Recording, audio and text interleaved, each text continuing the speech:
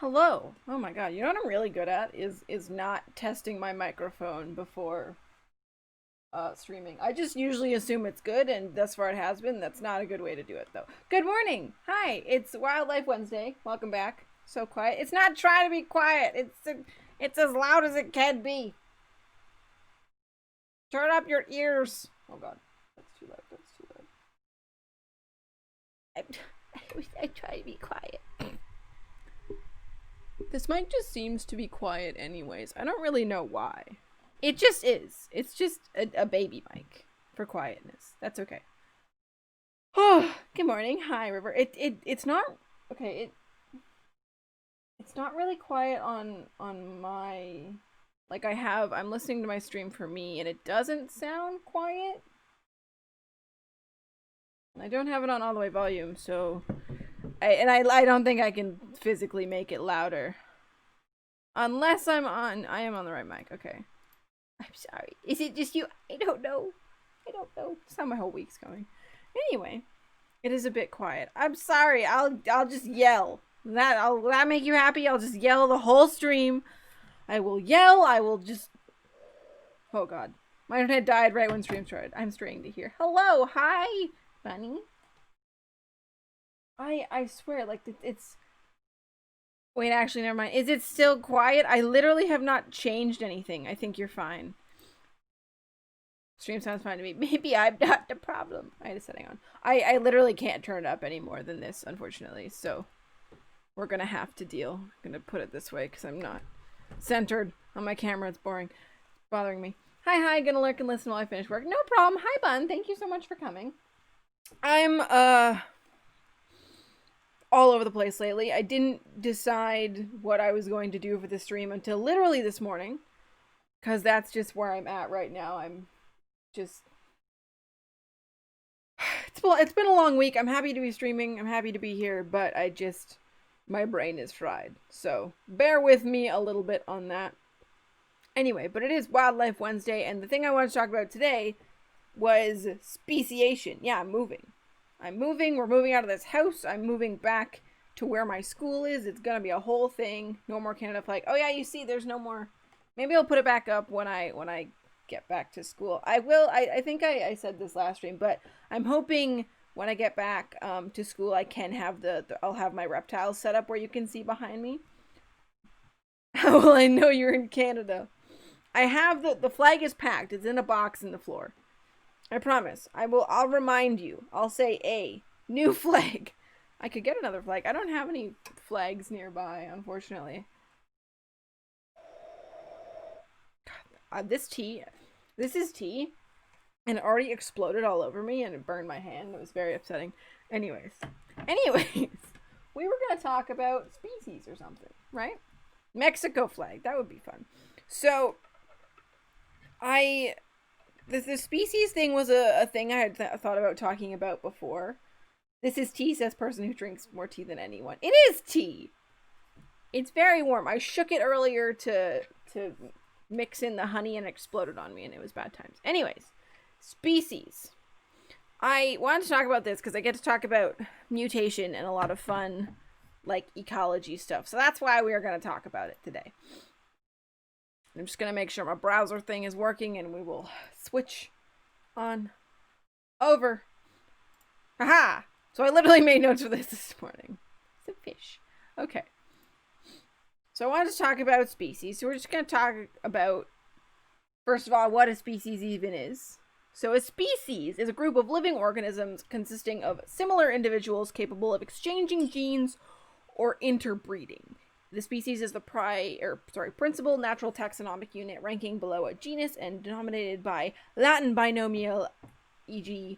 Homo sapiens. So there's a couple different ways you can define what a species is, just because we as people define everything. It's all just sort of made up.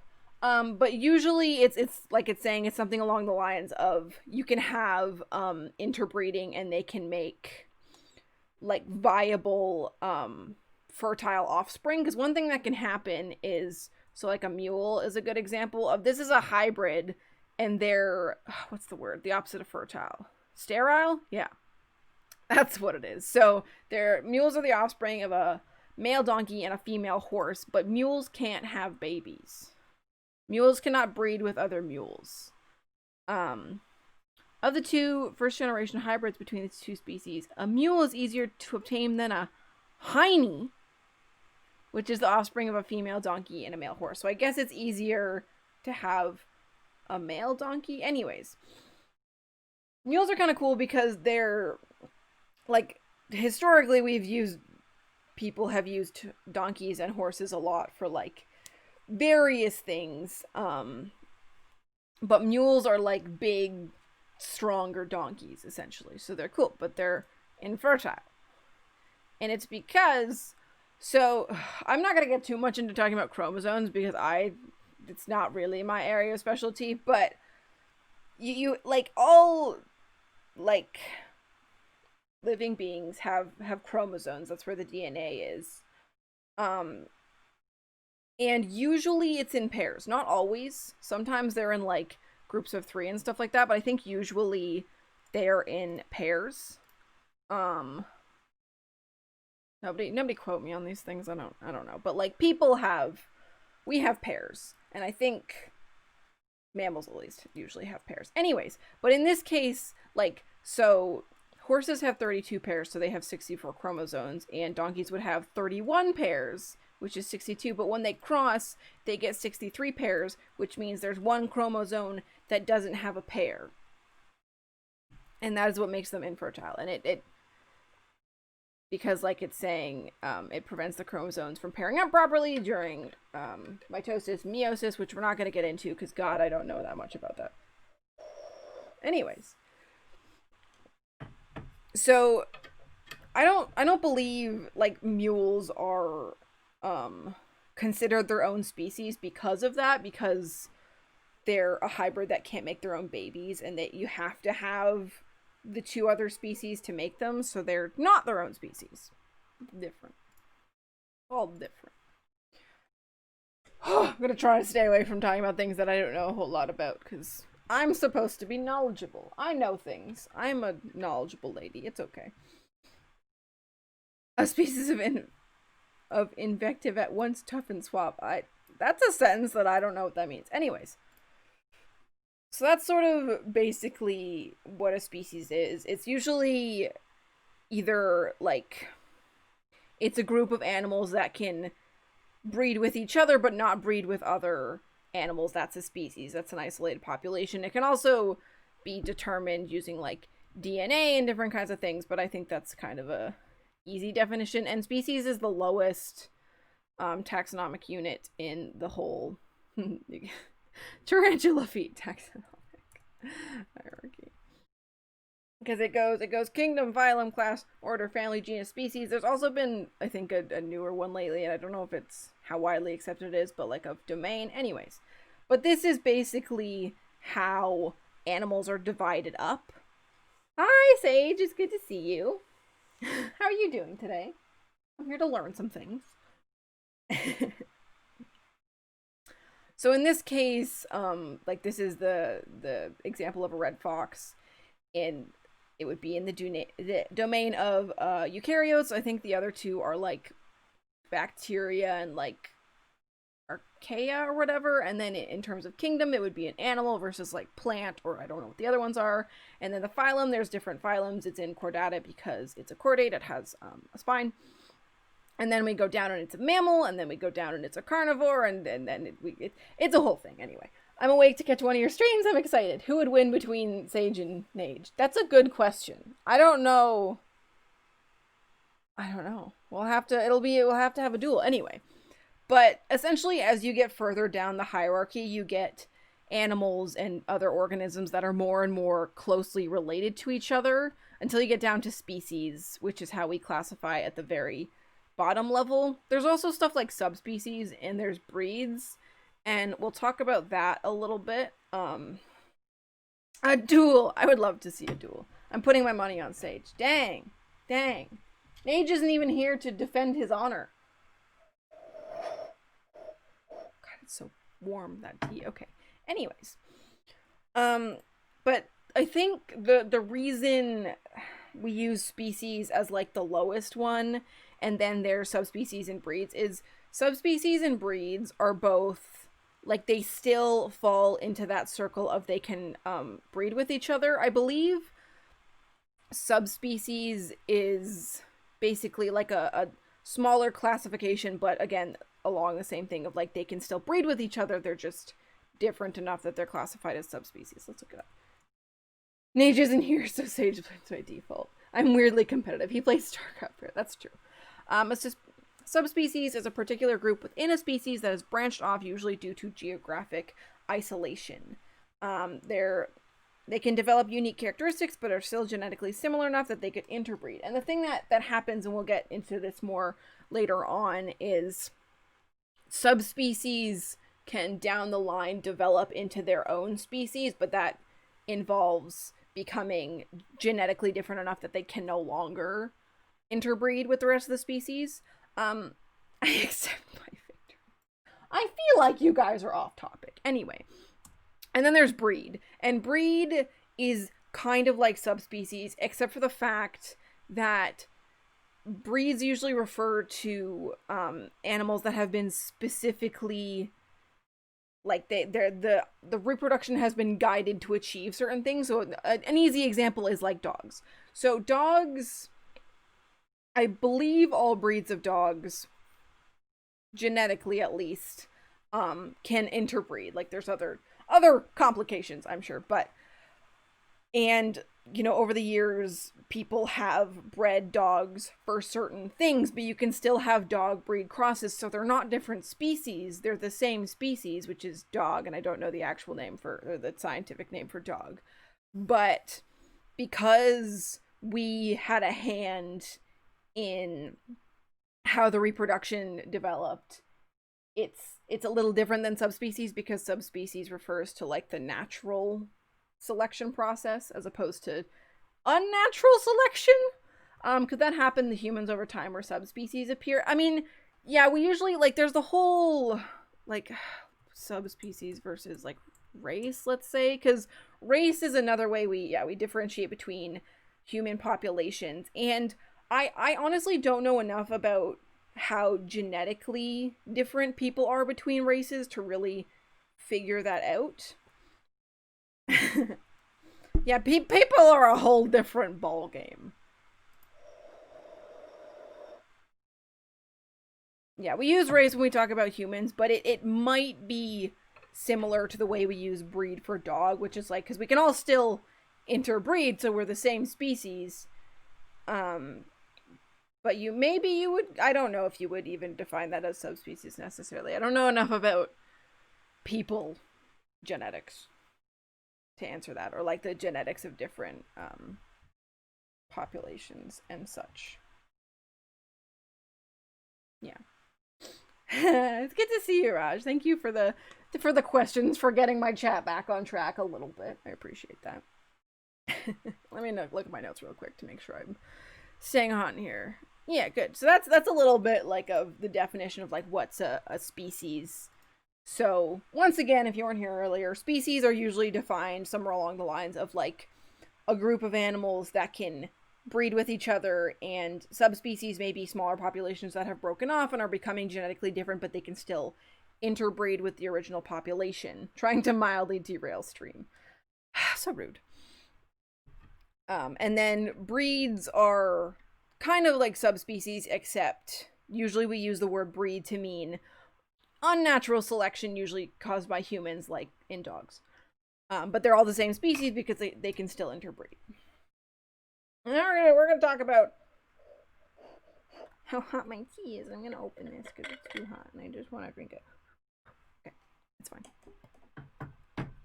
We're going to talk a little bit about basically why species happen, because at some point we all came from like a common ancestor, or several common ancestors, and it branched out into like, how many species on Earth? 8.7 million eukaryotic species.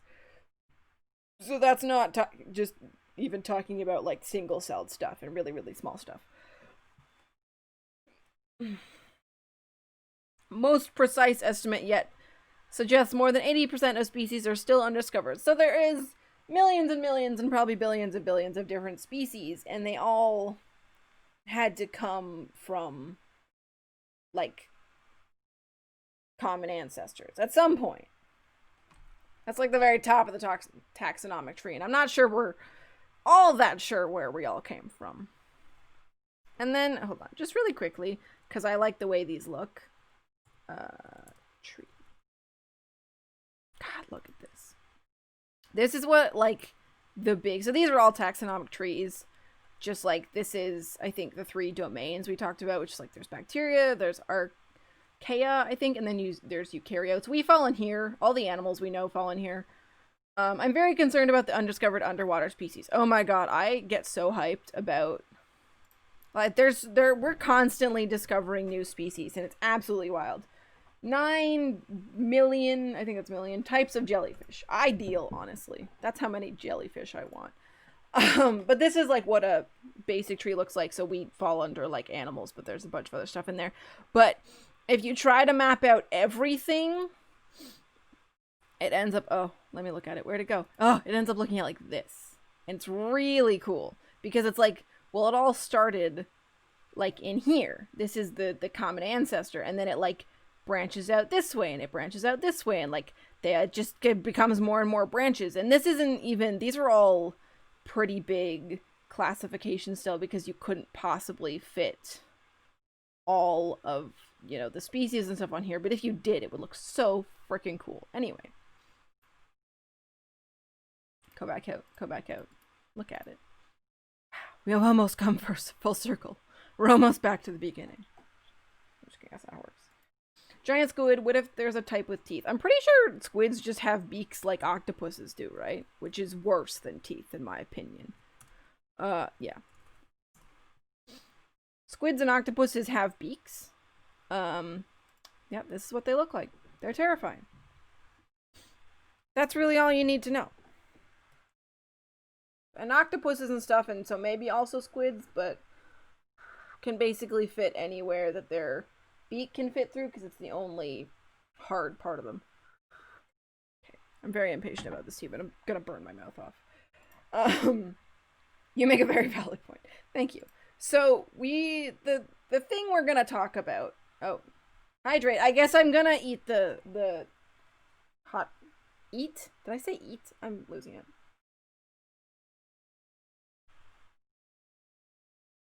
It's still very hot. Thank you for the hydrate.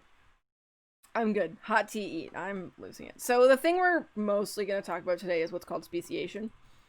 And it's basically the process by which new species happen. Eat. Look, that did burn my tongue a little bit. That was not ideal. Okay, it's okay.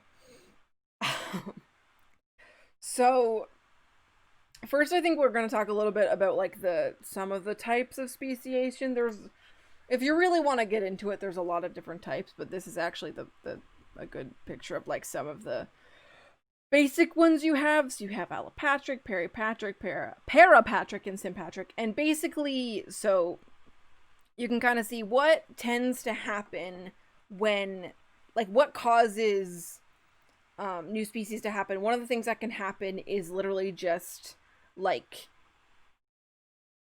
what's the term? I can't think of the term. It's like, my brain's not working.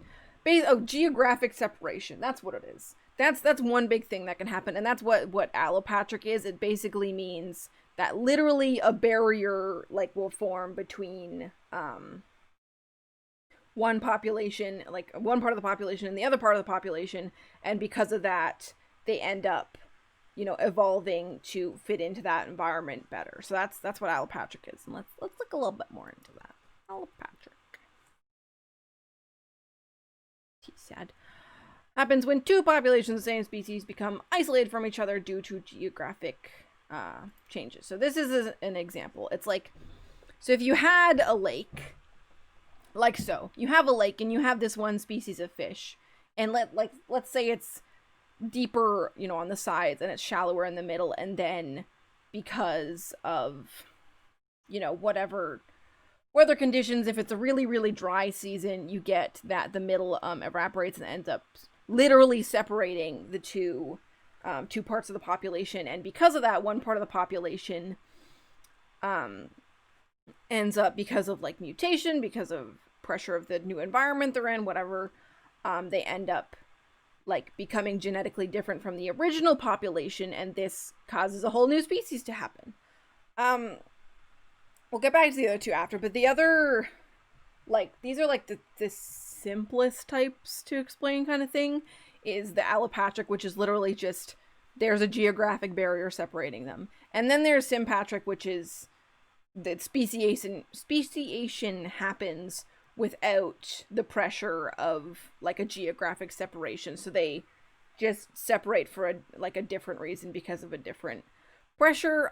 Usually species become successful because they fill up a niche, and the more specialized they become towards that niche, the more likely they are to survive if something else has not filled that niche, or if they can outcompete whatever's in that niche. So, like, in some... one example of this, of speciation, is Darwin's finches. We'll do this. Darwin's finches, also called Galapagos finches. So, when, Mr. Darwin over here, he spent a lot of time voyaging, and he went to the Galapagos and all that sort of stuff. And one of the things I believe he found on the Galapagos was the fact that there were all these kinds of finches, and they were very similar, except they were found, in different parts of the island or different islands, and some of them had, like, wildly different beak shapes, even though they were very similar otherwise. And he was like, what is up with this, basically? He wanted to know what was up with that.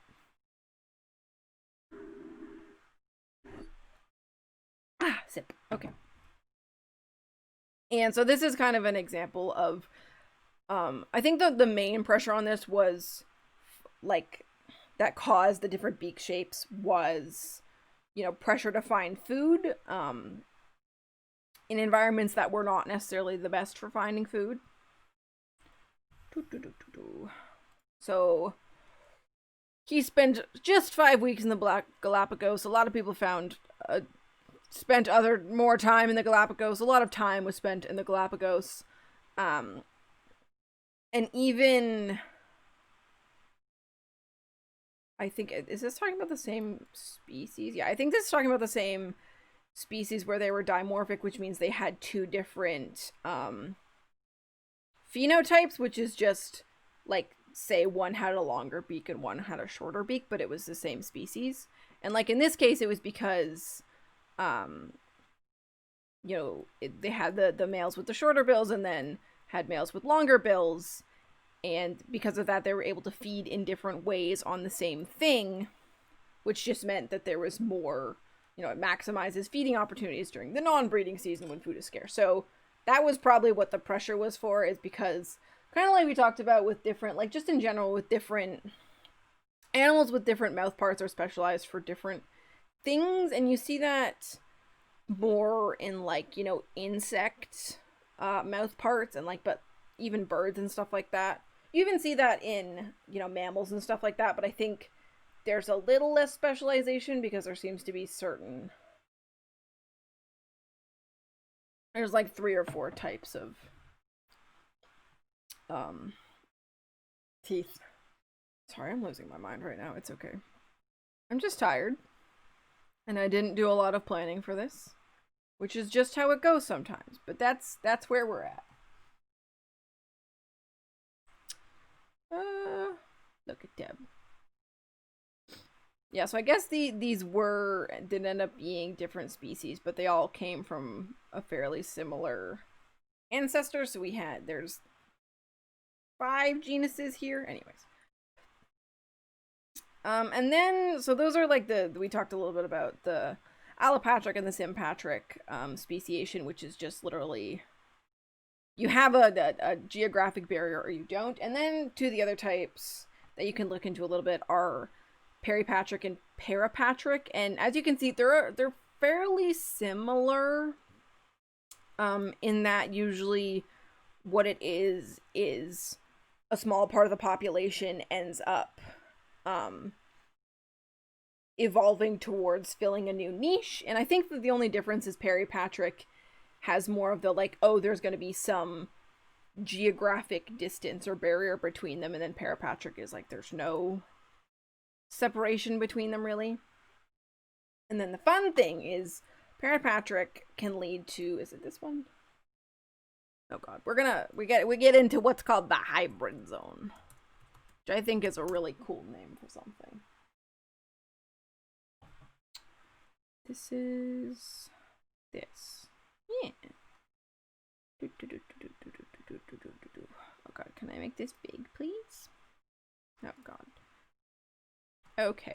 So these are the different situations in which contact happens between, like, hybrids are, like we talked about before, it's like the mix of two species, and different things can happen. So in this situation we have like an allopatric speciation, like, separation, where we had the original population and then it got separated by like a little geographic barrier.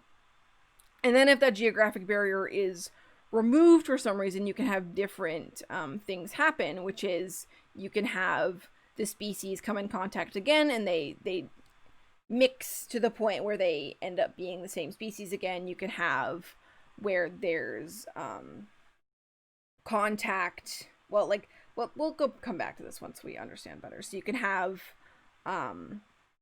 where you have both species at the same time, and you also have hybrids, and you can have all three at the same time. And then in some situations the hybrids have, like, are not as well adapted for the environment as the other, like the species they come from, and so they may be selected against, they may end up dying out because of that. But these are all like situations that can happen, which is cool.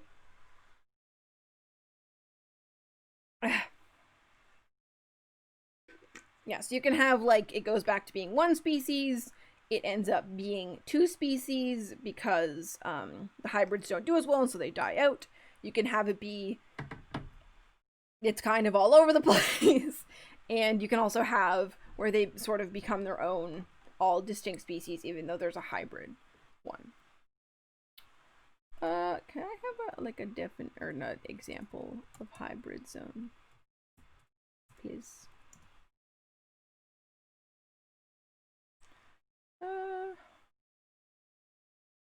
But I want like an actual. Okay, we'll look in here and then maybe there's examples. Marine hybrid zone case study. They'd like to be less common. However, blue mussel populations show extensive hybridization between three closely related species. They vary considerably. In some places there's few hybrids, in other places there's lots of hybrids.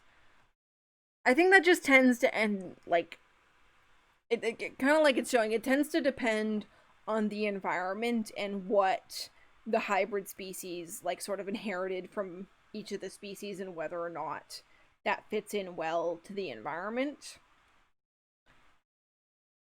I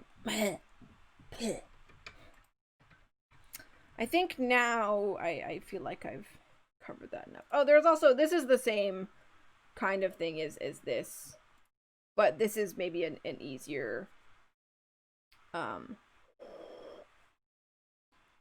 view of what can happen. So we have the fusion again, which is like, oh, there's a barrier that causes hybrids to happen, but when the barrier goes away, they come back together and they end up being the same species.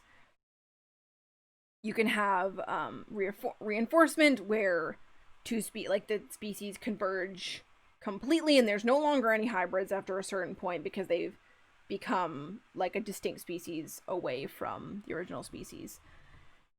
And you can have stability, which is there can be both species and the hybrids and they can all kind of coexist, but there's usually less of all of them, or less of the ones that aren't as fit for the job. Okay, so speciation and, like, the creation of different species is part of evolution. It's part of, like, natural selection and that kind of thing. So we're going to talk a little bit about, like, how does evolution happen? How does all that happen? And we might talk really quickly about like some basic genetic stuff just for anyone who doesn't know much about genetics. I don't know that much about genetics. I don't know that much about anything. I know a few things.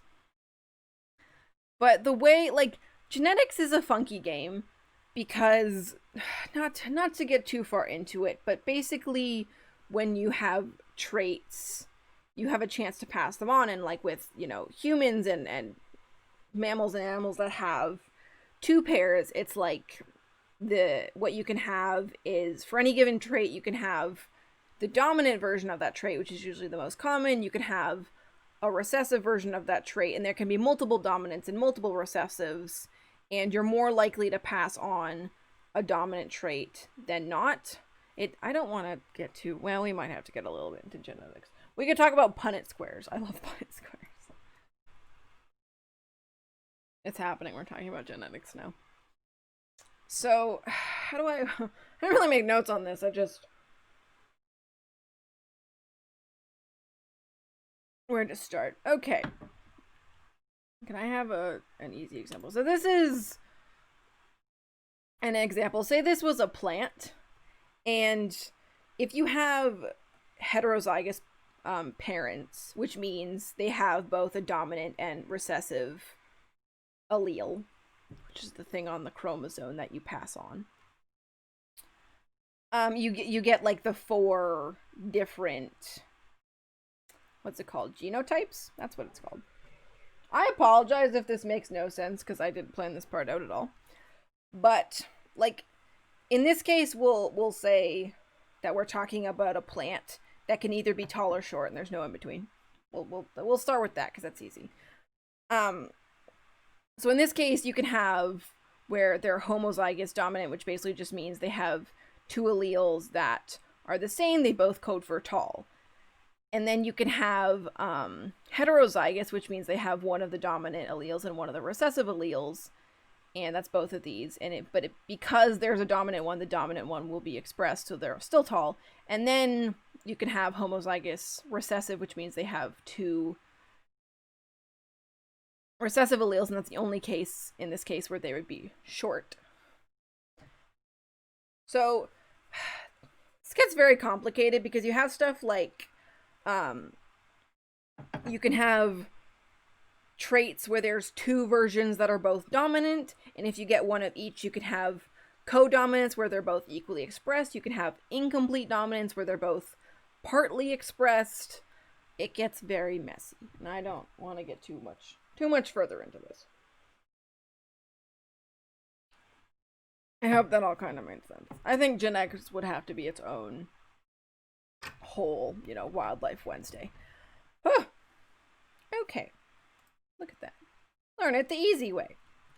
I forgot what I was talking about. Okay, back to what causes speciation. We talked about types of speciation. So evolution happens because of a couple different things. One of the most basic things that happens is just mutation. So we have DNA in our body, and that tells our body how, like, it gets read and it tells our body how to make all the cells to make us what we are, basically. And what can happen is, like, this is an example of how we see DNA to look. And you have your what are they called? They're not amino acids, are they? I can't remember. It doesn't matter. But in any case, you can have mutations, which is basically just when your DNA gets changed one way or another. And there's a couple. Is there an example somewhere? Did I make this big? We talked about this before. Oh god, this isn't what I want. Unless you're just gonna give me that's. Can I? It's like Bioshock. Yeah, it's funny because mutation is seen as like such a thing in like movies and stuff, but really all it means is like your DNA gets changed. So a couple of the sort of basic ones is, one thing you can have happen is, a piece of DNA gets inserted, and that changes everything down the line because it pushes stuff back. You can also have deletion, where a part of it does not get properly copied. You can also have substitution, which is this one where it's like just one gets changed, and usually, oh sorry, that's an insertion, not. You can have a substitution where like one or like a whole part of the DNA gets replaced with something else. Usually substitutions are the least like they cause the least amount of changes usually, because I think we talked about this before also, but the way DNA works is you have these strings. I can't remember what they're called. Anyway, you have your oh, it's a codon. So these are codons, and they're 3 letters, and they're 3 not amino acids, but the building blocks. Can't remember what they're called anyways. And the way it works is that's how they get read, and each 3 letters codes for a different amino acid. So if you replaced, one, like here you have GCC. If you replaced 1C, you would change that amino acid, maybe. You might not even change it because some of the letters code for the same amino acid, but if you inserted or deleted something, it would shift all of the amino acids further down from that. So those usually cause bigger changes. Oh god, that was really hot. That was really hot. That was a mistake. Okay. My tongue's hot. And mutation is the basis for how new traits are like evolved, basically, because what happens is a mutation will happen, and it'll either be a mutation that slightly helps the animal do better, or the animal doesn't do better. But either way, like sometimes it can increase their fitness, and that helps them survive long enough to pass those genes on, but that's not always the case, because there's always sort of some like random chance with passing on genes, just because you have a trait that makes you a little bit faster than the other animals doesn't necessarily mean you're going to survive, just because of the chance of being out there, which is why sometimes like traits that are actually worse get passed on. So that's one thing that can happen, and one big thing behind evolution is mutation. Then you have you can have genetic drift, which is the variation in the relative frequency of different genotypes in a small population. Basically, what genetic drift means is just that, like sort of like I was talking about before, which is the random chance of a trait being passed on or not. Not all traits are like necessarily even good or bad. Sometimes they just get passed on because those just happen to be the animals that survived. I mean, usually, like on a grander scale over time, the animals that have like a better chance, like a slightly better chance of surviving, end up being the ones that survive over the long period of time, and those are the alleles that get passed on more, and so those are the genetics that get passed on. But like in terms of like a single population, it doesn't tend to be that clear cut per se. I think I know what the issue with the sound might be. Does your mic have a gain toggle on it? I don't think so. I really don't. I haven't like touched my microphone settings in like forever.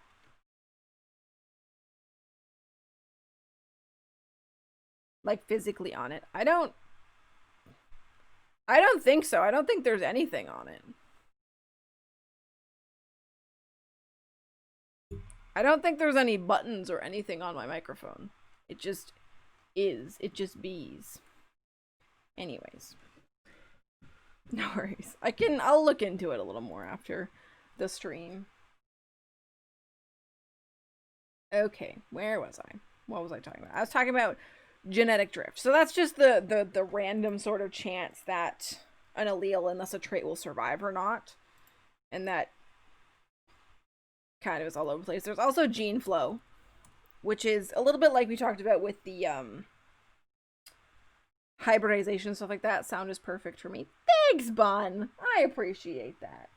But gene flow is basically just when two populations end up like becoming more and more similar just because of like the flow between them. What is this? Like you see, because if a similar the mic is the same as usual for me. I'm sorry. There's same difficulty going on. Yeah, you might. I mean, it is just my mic audio right now, so you should be okay to turn it up. It is a little different and more of a problem when there's other audio on and it's not the same as my. It's louder than my mic. Mic sounds fine for me. Thanks. It sounds good for me too, I think. I do know this mic just tends to be a little quiet. I always have to turn everybody else way down. I like the arrows on this one. Anyways. But yeah, gene flow is what it sounds like. It's just the flowing of genetics between populations. And then the last one is there. This is kind of a two-pronged thing, but it's sexual selection. And this again kind of goes with the like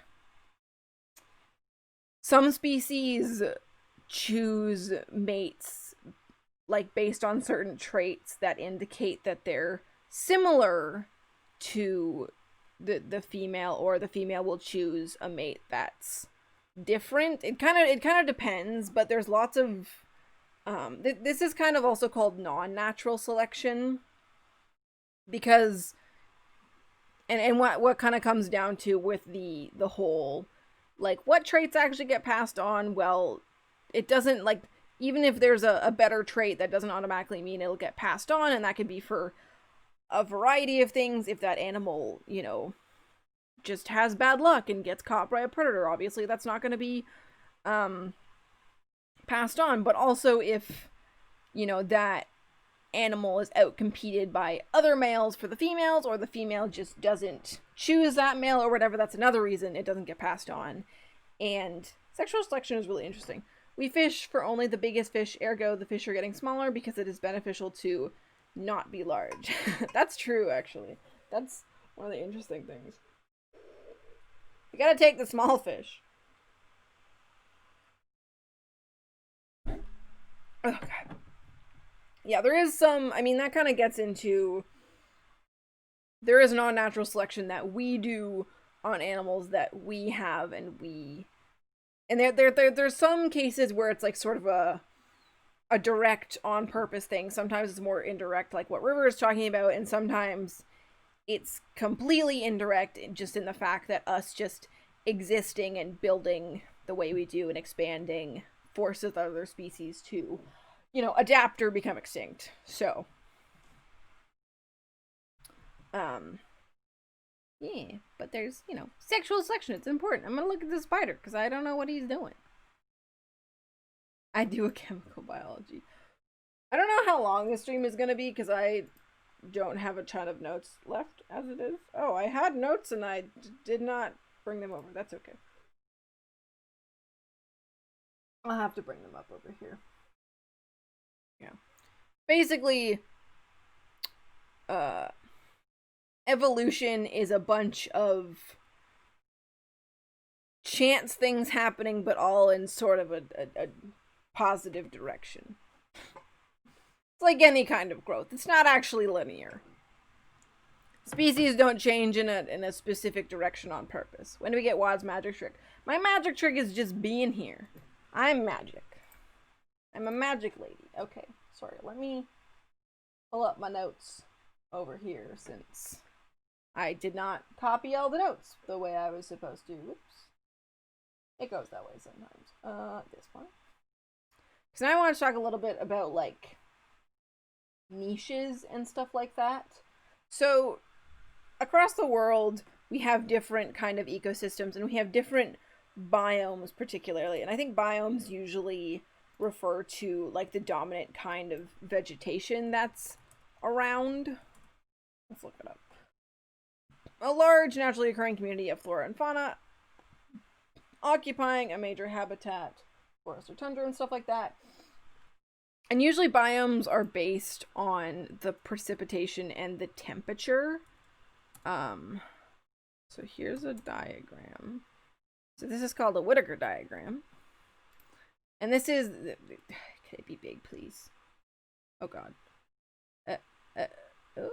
What's this? Okay, and it doesn't matter. We'll look at that one after. But this is, like, one way you can look at it, which is just... Like, you can see there's no real overlap. It's like, between at this temperature and around this precipitation, this is what you're gonna get. So it's like, obviously, very low temperatures, all you really get is tundra, and then as you get like higher and higher temperatures, there tend to be much more opportunities for animals. Living in the cold is hard. Living in extreme heat can also be difficult, but you usually find more animals where it's hotter versus where it's colder. So you can see as you get warmer, but on the low side of precipitation, you have desert, and then you get up a little more, you have the forests, you have woodlands, you have forests and savannas, and then when you get into the high precipitation, and this only really happens in the hotter climates, you get the rainforests. So this kind of is one of the things that decides what biome is going to be where and why they are the way they are. I believe part of the reason that you don't get high precipitation at colder temperatures is just because warmer air can hold more moisture, which is why, you get humidity. You don't really get humidity in cold air so much because it can't hold as much moisture. I don't care about the rest of that. Oh, I skipped the whole thing I was going to talk about. That's okay. And then there's also, I think it shows up here. You can look at this shows all the kinds of that's not the diagram I want. I don't actually know what this diagram is, but I'm gonna look at it really quick because I'm interested. Ooh, this is like a 3-dimensional thing. So we have altitude, latitude, and humidity. I guess that's a different way of looking at it because latitude, and temperature. As you probably know, we have the equator, which is in the middle, and then we have the really cold places, which are the poles. And the way it works is, as you can see, it goes cold, warmer, hot, warmer, cold. And the reason that happens is because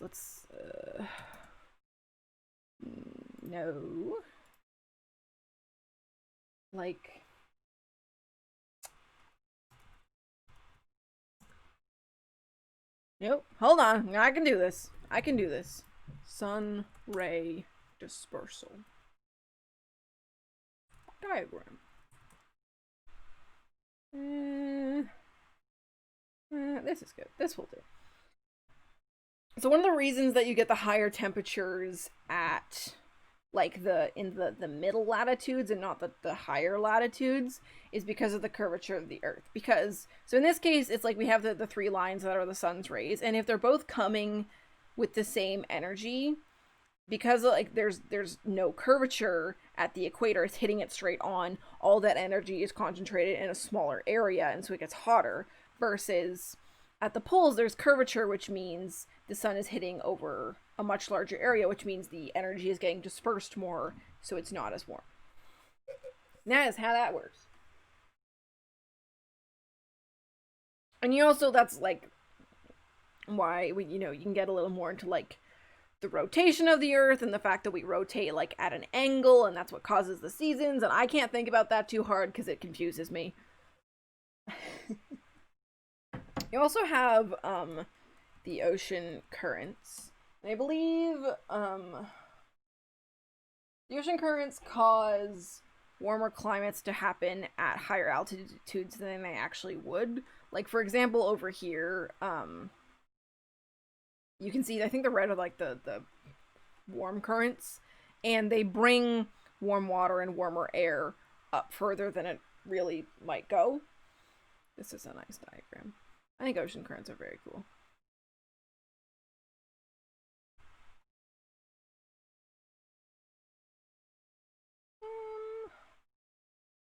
Yeah. So here you have like the Gulf Stream and like up by Alaska and like over here. Like these are all places where it would be warmer up further than it actually would be. And the same I think kind of goes for the cold currents, as they can actually make these areas colder than they really would be. The warm currents are always on the east side. Is that right? I cannot remember which one's which. I always have to think about it.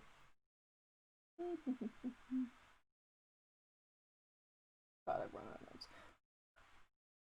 I have like one last note, and then we're actually like going to be winging it, and then I don't know what we're going to talk about. But the other thing I want to talk about is, so along with that, like you have animals that will adapt to different temperatures, different precipitation, stuff like that. So there ends up being lots of different kinds of ecosystems, and along with that you get lots of different niches for animals to fill.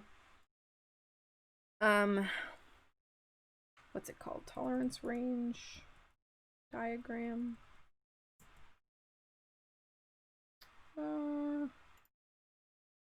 This is pretty good. So this is, again, because of a whole lot of reasons we could get into about just like how bodies work physiologically.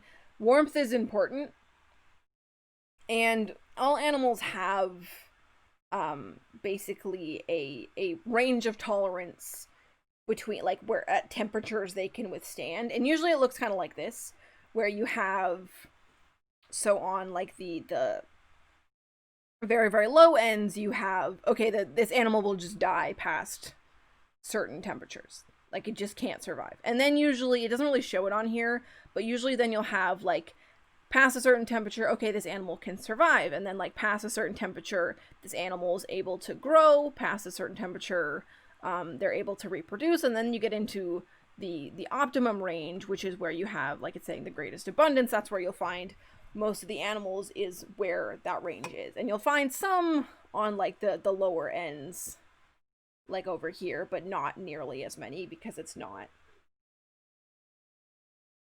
the ideal environment, and it puts more stress on them, which is not good for fitness. When it comes to working on a team, how do we agree on anything? What? Okay, anyway. This goes, like, I was talking about temperature, but this also goes for other things, like amount of water they get, like oxygen, food and stuff like that. I mean, food is less one of, like, well, that kind of goes back to something we talked before, which is about something we've talked about before called carrying capacity, which is just how much of a population an ecosystem can sustain. And usually it has to do with stuff like food. It can also be space and whatnot, but it's like, at what point is there too many animals of one species and there's not enough food or space or what have you, so on and so forth.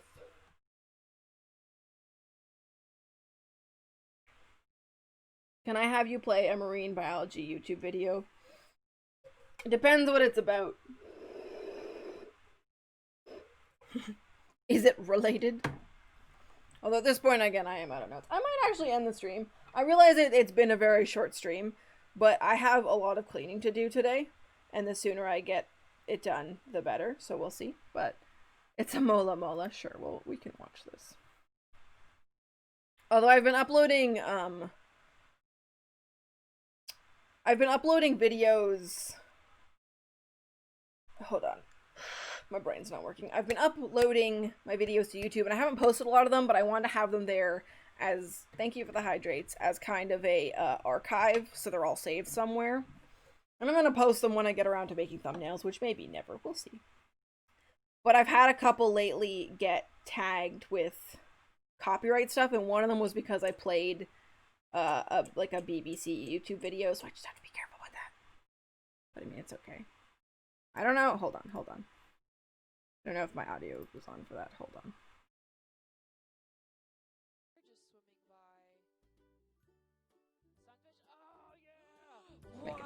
Make it louder. He's huge. Look at this. This is 1.5 meters at least, if not 2. He's humongous. Wow. Look at him. God, they're so funny. It's heaviest known of all the bony fishes, between 247 and 1,000 kilograms, which is 2,200 pounds. They're the craziest fish I've ever seen. They're so weird. It just looks like a head with fins. It does look like a head with fins. They can produce more eggs than any other known vertebrate, up to 300 million at a time. I can't believe these things exist. Adopt the scientists. Bye, sunfish. Really cool find. God. That's very cute. They do have the NOAA people have some really cool, God, that thing scares me. Anyways. God, you saw briefly a WWE thing, because lately I've been watching the Germa Rumbles. Don't tell Sam. They do live streams with their dives. That's really cool. I actually lately, I've wondered, I haven't really been able to find very many other streamers who actually do like animal science and stuff. Like if you go into science and technology and you sort by animals, mostly you get the live cams of like, look, animals doing things, like the chicken one, which I love. But it's just, there's I haven't really found a lot of people who like do the thing that I do, which is kind of too bad, because I'd like to see people doing this. I would like to see that happen, you know? Okay, what shall we do now? I ran out of notes. I was like, I can wing this. I can not make notes. We could look at some more speciation examples. I wish I remembered more examples, but I really don't. There was also one thing I wanted to talk about that I'm trying to remember now. It had to do with, we could just talk about genetics for a bit. Was it a genetic drifting? There's a cool, can we look at ladybugs? Hold on. Oh, this was the thing I was looking at. So this is, again, like, it's just so funny about how much random chance it actually is. Because this is, again, going back to the genetic drifting of just like, there's just a chance that stuff doesn't get passed on. And it's like, in this situation, you have bunnies that have like the recessive allele, so they have the less common phenotype. They're white, they're not brown. And in this case, it's like, you know, we have some animals that are homozygous dominant, which just means they're always going to pass on the dominant trait, and that's always going to be the one expressed, which is the brown one. And then in this situation, you have some heterozygotes, which means there's, if they breed with each other, there's a chance you get the white ones. And it's like, in this case, you had the 5 breed, and 2 of them will only produce brown babies, and 3 of them, if they reproduce with each other, may make some white babies. And then you get down another generation, and you can see there's more brown bunnies, and there's more dominant homozygotes. Am I saying, is that the right word? I think I'm losing my mind again. It's okay. I breed rabbits. That's really cool. I love bunnies. They're very cute. But again, in this situation, it's like, if you have less breed, again, in this case, just by whatever chance you get 2 that are, dominant. Sometimes I say things, and I say things without thinking, and then I'm like, that is the right term, right? Because there's just a lot of, like, hetero and homo, as you probably know, like, hetero just means, like, different than, and homo means the same. I think it's the zygote thing. It's fine. Anyways. So you have, in this case, only the ones with, the dominant alleles, and all they have is the dominant alleles. And if those are the only ones that breed, you just get all brown bunnies, you get no more white ones. Look at these notes. Founder effect, bottleneck effect. These are things I didn't really talk about. It's all coming back to me. Let's look at founder effect. I'm pretty sure founder effect is just like whatever animals kind of start that population are the ones that you'll see the most genetics coming from, kind of thing. Yeah, the original population could give rise to different founder populations, and I believe that's just like in the case of like, oh, if part of the population gets sort of cut off because of, you know, geographic separation, kind of like we were talking about before, you could have it be where it's mostly or completely like say the dominant traits. You could have it be more of the like recessive ones. You could have it be a mix, that kind of thing. It's the loss of genetic variation that occurs when a new population is established by a very small number of individuals from a larger population. That's usually when you kind of get into inbreeding and stuff like that, which is a bad thing. Let's look at bottlenecks. A population bottleneck is a sharp reduction in the size of a population due to environmental events.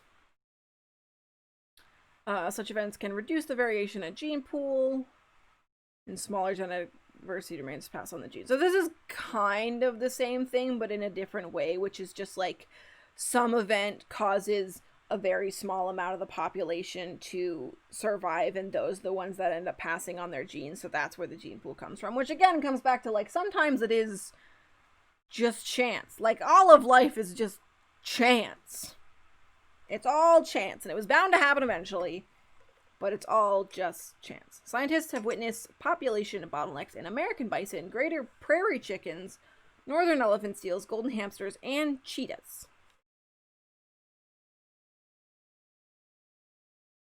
The New Zealand black robins experience a bottleneck of 5 individuals, all descended from a single female.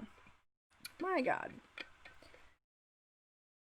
Yeah, and I think, like, we can talk about inbreeding a little bit, but one of the things that becomes a big issue, QW and I belong to the blue-eyed gene pool. Yeah, it was bound to happen. God, there's so many blue-eyed people in my family. Poor female bird. But the problem that happens, like, with inbreeding and stuff is that basically the more genetic diversity you have, the better, because then in that case it's more likely for the better genes, the genes that make animals more like fitter, better off to survive, those are the ones that get passed on. But when you have a small number of individuals, or all of the individuals in your population are very closely related, there's a much bigger chance that the not so good genes will be passed on. And that's kind of what happens, why like inbreeding is a problem. Let's look into that a little bit. Common fruit fly females prefer to mate with their own brothers over unrelated males. That's nice. In one of my breeds, the silver fox, black, and chocolate are both dominant, and white and blue, gray not. Blue is because of the intervarietal breeding, and chocolate or white are mutations. That's cool. Yeah, I think I was gonna talk about. We're gonna, just so like people understand what I'm talking about. I didn't really like. I want a proper definition of allele first.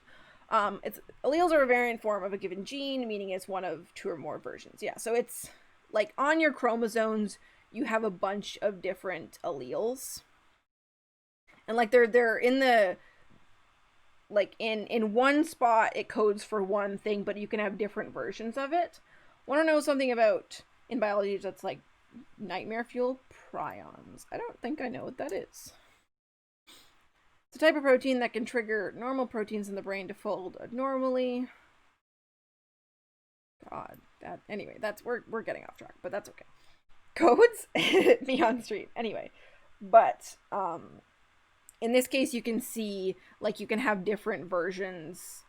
You can have different kinds of the same like chromosome piece, because the way it works is, I'm gonna try to friggin' explain chromosomes now.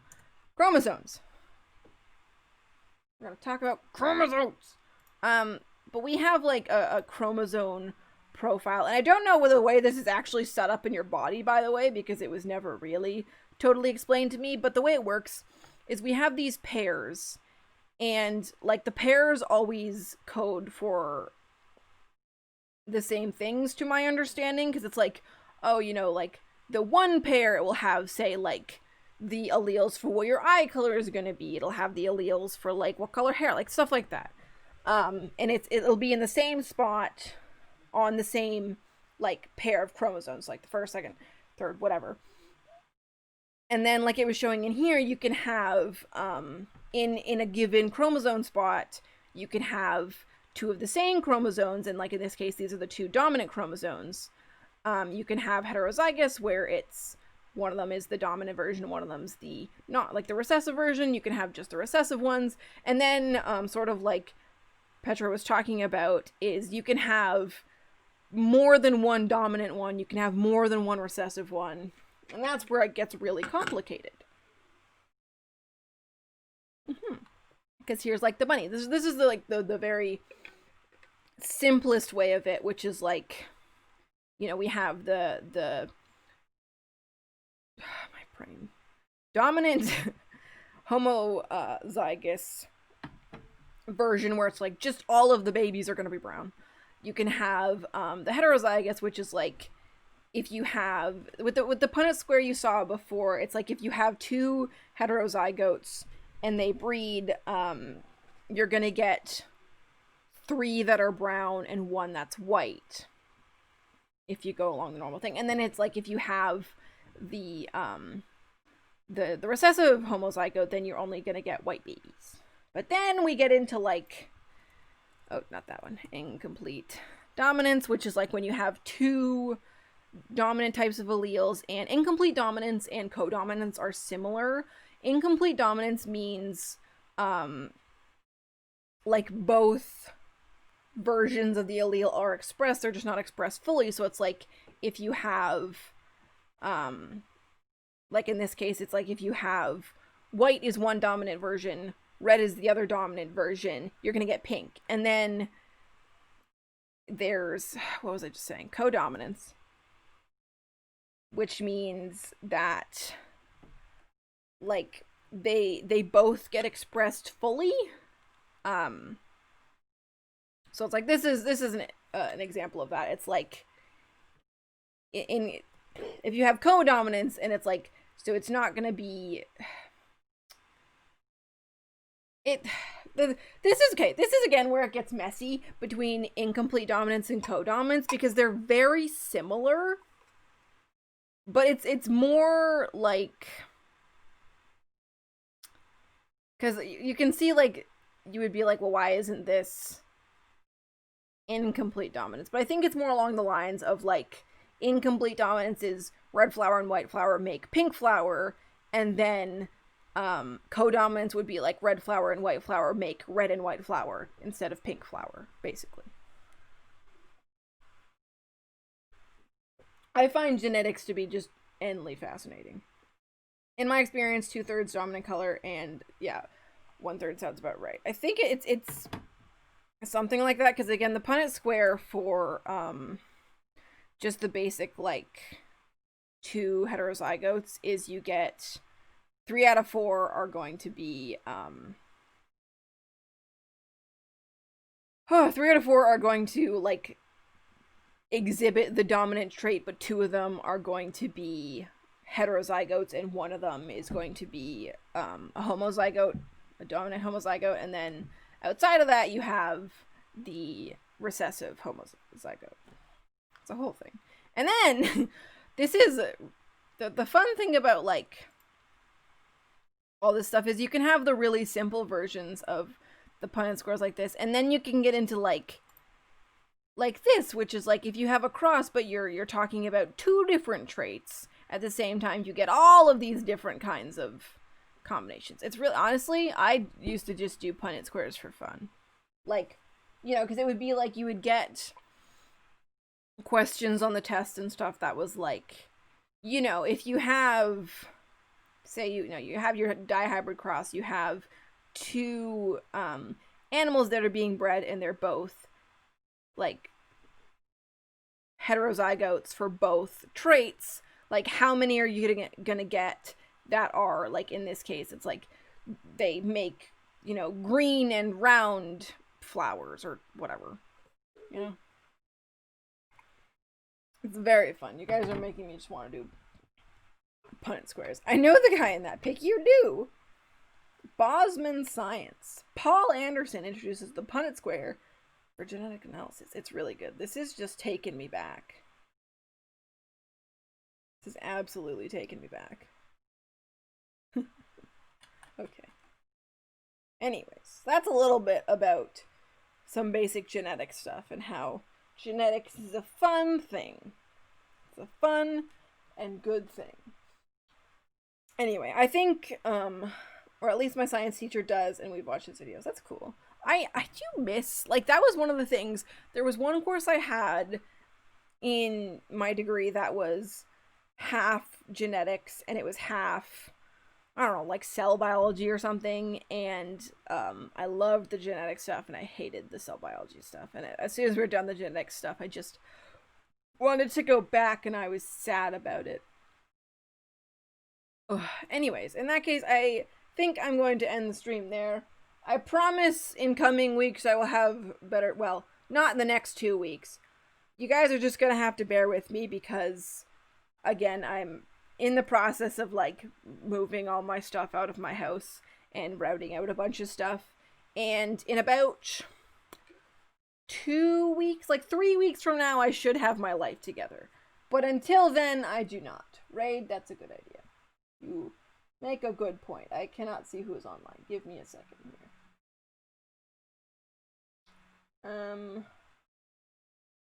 Okay, I got this. I can do this. We're gonna go raid somebody. I apologize for the short stream. I am really just flying by the seat of my pants until I get everything sorted out for moving and stuff like that, and so I hope to have my life together better, but no promises on that. But thank you everybody who came and watched. We're gonna go raid somebody. I gotta make sure I get the name right here. I'm a smart girl. He's penniless, he's flying by the seas. No! That is how you spell it, right? Yeah, thank you again for coming. I am sorry for my general disorganization and for a short stream. I will have my life together soon, I promise. I'll try. Bye. I'm gonna go raid. Have a wonderful day. You're all wonderful and loved. And I'm gonna find my ending screen at some point. There it is. Okay, bye. Love you too. Bye.